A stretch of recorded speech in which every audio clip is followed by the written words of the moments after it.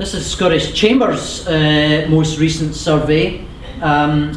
We've seen it again, we've seen something of a bounce in the first quarter in the Bank of Scotland surveys, but the recent Chamber's business survey emphasises just how fragile that may yet be, because the pickup in February and March comes through, but there's a message about confidence in the future that's decidedly patchy.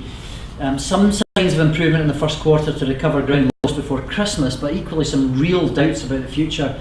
Manufacturing and retail sectors are sounding a lot less confident, whilst construction and tourism sounding a little bit more so, paradoxically.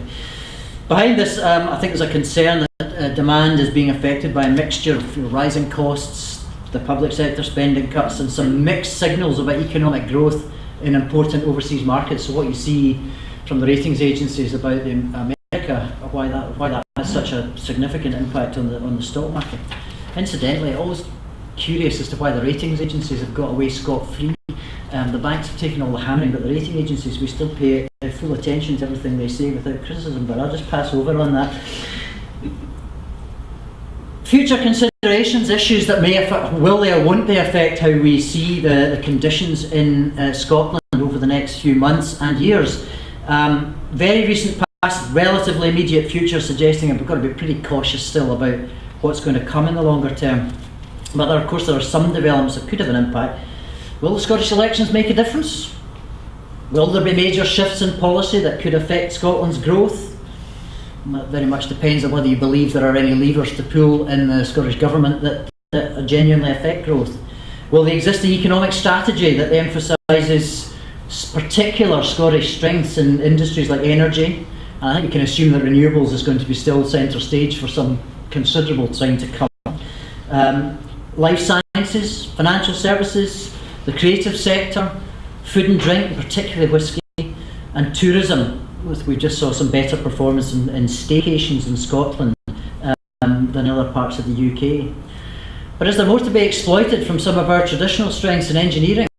We have weirs and clay blowers and Agreco powering ahead at the moment, tending not to be covered in a lot of the policy discussions that come out of Scottish Government. Or does the debate around the Scotland Bill simply emphasise that Scotland's Parliament is essentially a spending body, limited ability directly to influence growth? And I mean, one of the most important issues here is the extent to which the inflationary pressures that keep coming through in the surveys of costs, how much and when this is going to lead to the interest rate increases. Will the time of increase in interest rates, which looks inevitable, will it come at a time that further damages consumer confidence? Just a couple of wee comments about Glasgow. I'll take this opportunity. I know I'm speaking about Scotland, but I'll chuck in a couple of comments about where we are in Glasgow. We've been asking some of these questions in more detail, and we put in place with the City Council an independent economic commission led by the principal at Strathclyde University, populated by the chief executives of pretty successful companies, Edrington Holdings and Whisky, Tesco Bank, and Weirs for that matter, and we asked them to guide the city in where and how it should be encouraging investment in growth.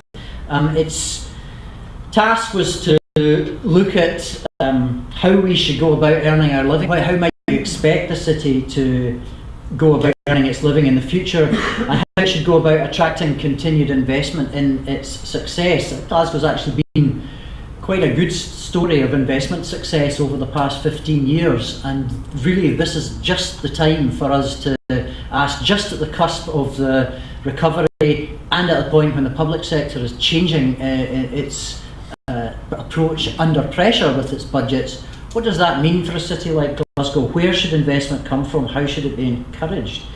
The report's due out in May, so it's very soon. It will be, I think, just shortly after the election. And we'll be keeping a close eye on the priorities that the Commission is suggesting we should accommodate. One area that the Chamber, however, will constantly be arguing about is the transport infrastructure investments. I think particularly for all those companies involved in export markets, it comes back to us time and time again that we have a lot of work to do to improve the West of Scotland's ability to access the widest range of export markets. We've acknowledged that there's a dramatic reduction coming in capital investment through Scottish budgets, and although we continue making the case for transport transport investment, it usually gets hammered first, and sure enough, that's what's happening. We will be looking at ways in which we can find solutions to transport investments through private sector investment as much as through public sector. I know you're hearing later on about the 2014 Commonwealth Games opportunities. We're obviously supporting the role of the Commonwealth Games in acting as what we would regard as a pretty dramatic catalyst for growing confidence, attracting investment, changing the offer that Glasgow makes to overseas tourism market, making the city and indeed Scotland centre stage for a good month in 2014. And we continue to work, you'll see the style mile noted here, we continue to work with all our partners to promote the continued success of the city centre. The city centre is the jewel in the crown of Glasgow's economy. It's where so many of the sectors, institutions, transport hubs, where they all interact, and that is our crucial asset for attracting inward investment and their associated employment. And on employment, we acknowledge that we have in the city a real challenge coming with unemployment, and in particular with youth unemployment. So we have engaged quite strongly with local government to help tackle that challenge through the Glasgow Works Forum that's chaired by Jim McCall, Chair and Chief Executive Clyde Blowers. And we know that the battle to recover from the Great Recession, we know it's got a way to go, and that all across Scotland quite similar challenges as these are being tackled. And we also know it's the business community that's going to be at the forefront of solutions to these challenges, especially now. And we also know that the SME community is going to be important in finding these solutions through its entrepreneurial flair, as it has always been.